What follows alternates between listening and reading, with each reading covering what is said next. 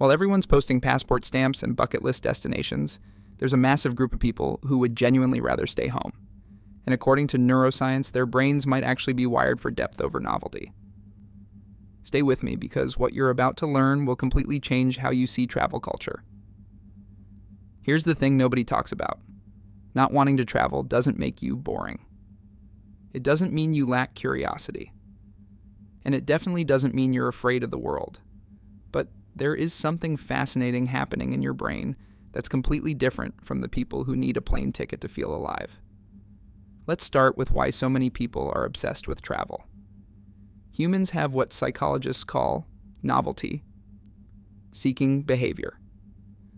For some people, their brains release massive amounts of dopamine when they encounter new environments, new foods, new experiences. It's the same neurochemical that fires when you fall in love or win money. Their reward centers light up like slot machines every time they land somewhere unfamiliar. And that dopamine hit becomes addictive. They're literally chasing the high of somewhere new. But here's where it gets interesting. People who prefer staying put often have what researchers call high need for cognitive closure. Translation? Your brain craves depth over breadth, familiarity over novelty, mastery over exploration. You'd rather know one city intimately than see 50 cities superficially. And there's actual research on this. A 2018 study from the Journal of Personality found that people with low travel interests scored significantly higher in conscientiousness and lower in sensation seeking. They're not boring.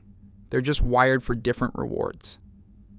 I'll never forget when my friends planned this big Europe trip and genuinely could not understand why I wasn't excited. And I'm sitting there thinking, how do I explain that the thought of packing a suitcase, living out of hotels, and navigating airports for 2 weeks sounds like actual hell to me? What? Yeah, I was the person who'd rather spend 2 weeks getting to know my own neighborhood better than rush through 7 countries taking the same photos everyone else takes. And for years, I thought something was wrong with me. Turns out my brain just doesn't get the same reward from novelty that theirs does. Here's what happens in the brain of a travel enthusiast. Research using fMRI scans shows that anticipating travel activates the same reward pathways as anticipating sex or food. The planning phase, the countdown, the packing, all of it triggers dopamine surges. But for people who don't travel obsessively, those same activities trigger stress responses. Your amygdala, the fear center, lights up when you think about unfamiliar environments, language barriers, disrupted routines. You're not scared. Your nervous system just prioritizes stability over stimulation. And let's talk about something else. Travel culture has become performative as hell. People aren't just traveling. They're curating evidence that they traveled. The Instagram story, the carefully framed shot, the humble brag caption about finding yourself in Bali. Some of us see through that, and it makes the whole thing feel empty. You're not against travel. You're against performing travel. And that's actually higher emotional intelligence.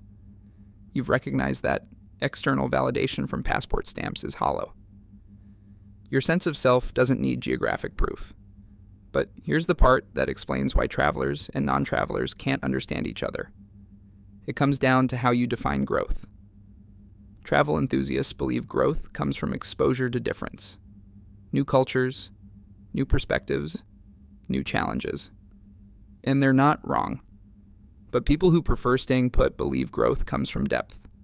Mastering your craft, building lasting relationships in one place, contributing to your actual community instead of being a tourist everywhere.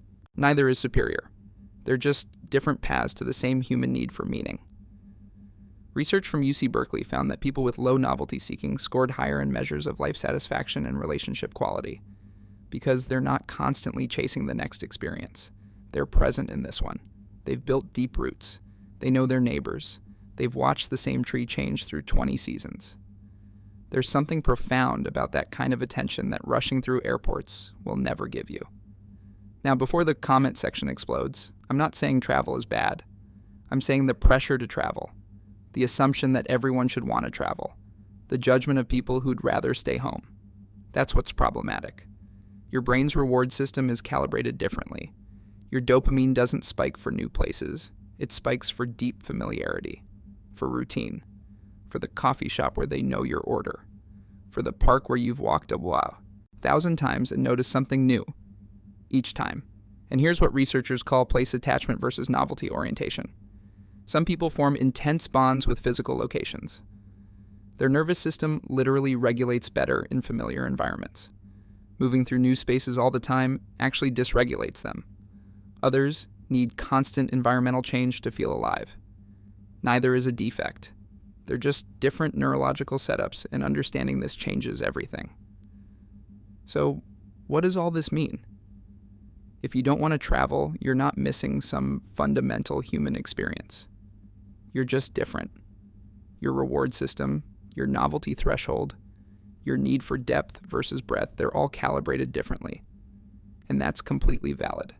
The next time someone asks where you're traveling this year, and you genuinely have no plans, remember you're not boring. You're not closed-minded. You're just playing a different game.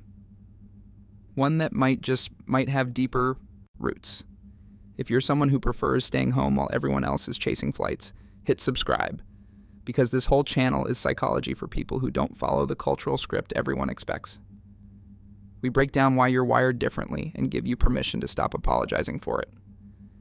Here at Obsess, we don't just talk about psychology. We make it make sense for people who never quite fit the mold.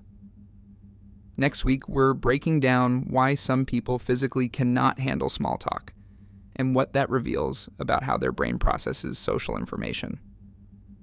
Your hometown is waiting, and maybe that's exactly where you're supposed to be. You've got this.